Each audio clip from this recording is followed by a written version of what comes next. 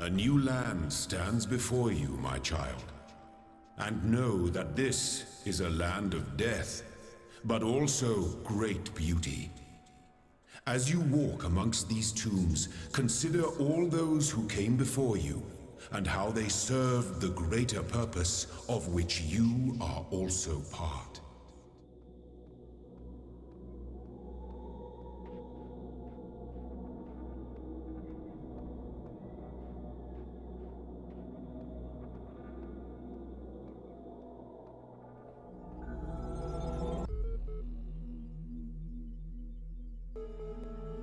Hello and welcome back to I Will Break Your Game with the Talos Principle. We have a bit of a change of setting here. We're swapping our old Greek architecture and green pastures for Egyptian monuments and endless deserts. Here we're in level B1 and we're going to head to this puzzle right at the back of the level here. We're going to begin to solve it normally by jamming the mine and taking the box, and putting the box on the mine. We're going to let that mine make the rather dangerous trek through the turrets for us, and then join it on the other side.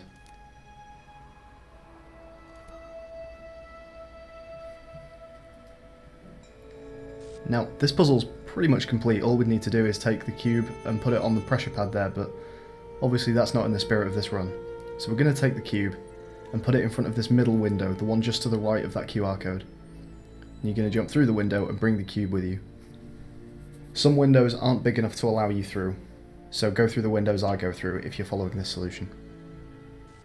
We're going to walk along this wall, but be very careful when turning left here. You're very nearly out of bounds, so press yourself up against the wall and make sure you're only just going past the corner.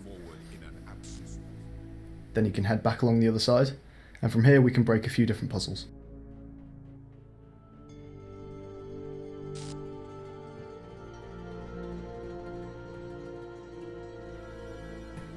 What we're going to do is get on this pile of ruins so we can get enough elevation to begin to get on top of the walls in this level. You can make this jump without the cube, but it can be a little bit tricky, so if you can't get up like me, put the cube down and head up.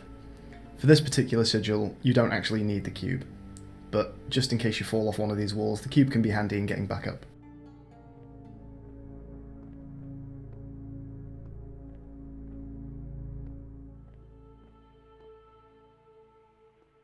So this was a bit of a long-winded solution to this puzzle, but I said I was going to break every puzzle, and that is what I intend to do.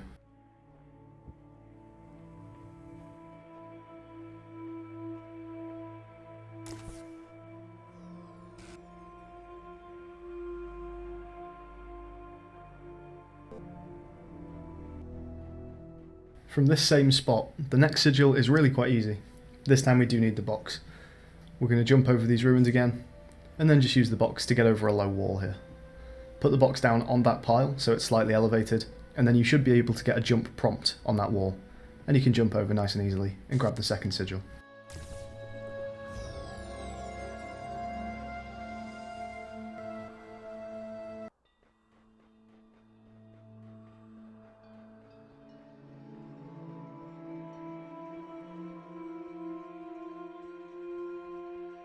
The solution to this one's pretty similar.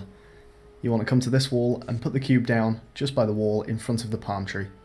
You should be able to get another jump prompt on top of this wall, and then you can head over and grab the sigil. I want to stick with this puzzle for a second because it's really quite interesting. I've mentioned a few times that there were some intentional breaks left in the game, and this is one of those occasions. If you complete this puzzle normally and then make these jumps, you can get out of the map. And if you get out of the map, there's an Easter egg, so we can be certain that this was intentional. The question is, are the developers aware that getting out of the map here allows you to go on to break other levels? Even without having a cube, you could go and complete the first level that we broke. So for our next sigil, the solution begins the same as the others, but when we reach the end of this corridor, we're going to go right instead of left. Again, be careful you're not going out of bounds. If you head too far to the left here, Elohim will reset you. This corner is particularly tricky. Once again, the cube is going to be a necessary component of the solution here. These particular ruins are a reused asset that we'll actually be seeing quite a lot in the B levels, and it's quite handy, especially if you've got a cube with you. So we're going to head along these ruins, and we're going to use these to jump into a level.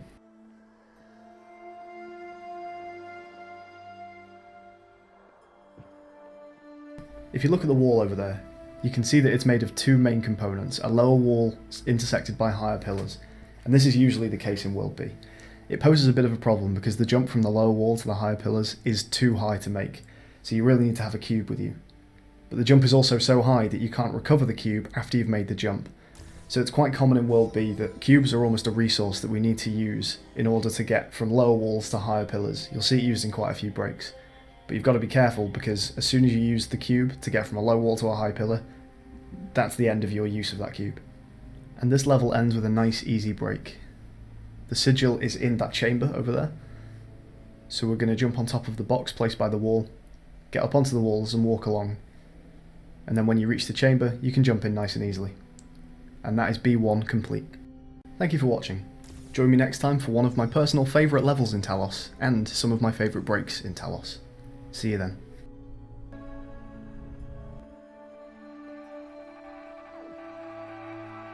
Cease!